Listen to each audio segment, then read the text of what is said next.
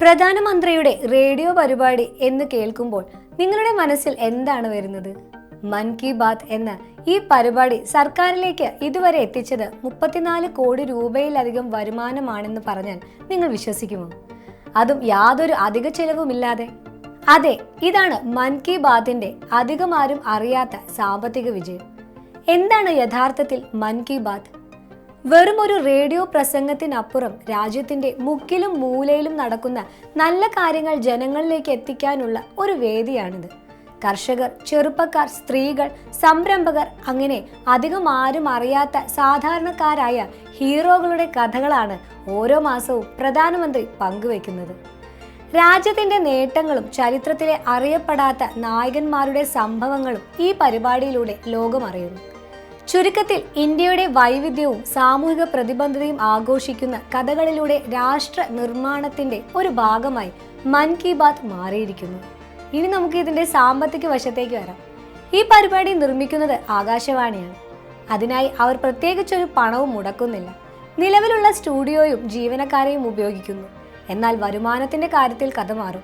തുടങ്ങിയ കാലം മുതൽ ഇന്ന് വരെ 34.13 കോടി രൂപയാണ് മൻ കി ബാത്ത് പരസ്യങ്ങളിലൂടെയും മറ്റു സർക്കാരിലേക്ക് നേടിത്തന്നത്. പണ്ടൊക്കെ റേഡിയോയിലൂടെ മാത്രമായിരുന്നു നമ്മൾ ഇത് കേട്ടിരുന്നത്. എന്നാൽ ഇന്ന് കാലം മാറി.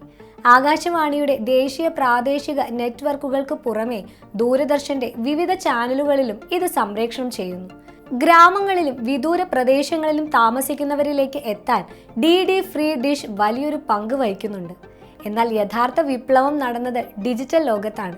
പ്രധാനമന്ത്രിയുടെ ഓഫീസ്, ആകാശവാണി എന്നിവയുടെ യൂട്യൂബ് ചാനലുകളിലൂടെ ലക്ഷക്കണക്കിന് ആളുകൾ ഇത് കാണുന്നു. പ്രസാർ ഭാരതിയുടെ വേവ്സ് എന്ന OTT പ്ലാറ്റ്ഫോമിലും ന്യൂസ് ഓൺ എയർ എന്ന മൊബൈൽ ആപ്പിലും ഇത് ലഭ്യമാണ്. ഫേസ്ബുക്ക്, ട്വിറ്റർ, ഇൻസ്റ്റഗ്രാം പോലുള്ള സോഷ്യൽ മീഡിയ പ്ലാറ്റ്ഫോമുകളിലൂടെ ഇന്ത്യയിലും വിദേശത്തുമുള്ളവർ ഈ പരിപാടി സ്ഥിരമായി കാണുകയും കേൾക്കുകയും ചെയ്യുന്നു. ഏറ്റവും രസകരമായ കാര്യം ഇത് ജനങ്ങളുടെ പങ്കാളിത്തത്തോടെയുള്ള ഒരു പരിപാടിയാണ് എന്നതാണ്. മൈ ഗവൺമെന്റ് പോർട്ട് വഴിയും കത്തുകളിലൂടെയും ഇമെയിലുകളിലൂടെയും വോയിസ് മെസ്സേജുകളിലൂടെയും ഒക്കെ സാധാരണക്കാർക്ക് തങ്ങളുടെ അഭിപ്രായങ്ങളും നിർദ്ദേശങ്ങളും പ്രധാനമന്ത്രിയെ നേരിട്ട് അറിയിക്കാം. ഇതിന്റെ സ്വാധീനം വീടുകളിൽ മാത്രം ഒതുങ്ങുന്നതല്ല. സ്കൂളുകളിലും ഗ്രാമപഞ്ചായത്തുകളിലും വിവിധ സംഘടനകളുടെ കീഴിലുമെല്ലാം ആളുകൾ ഒരുമിച്ചിരുന്ന് ഈ പരിപാടി കേൾക്കുകയും കാണുകയും ചെയ്യുന്നു. ഇത് സാമൂഹികമായ ചർച്ചകൾക്കും പുതിയ ആശയങ്ങൾക്കും വഴിവെക്കുന്നു.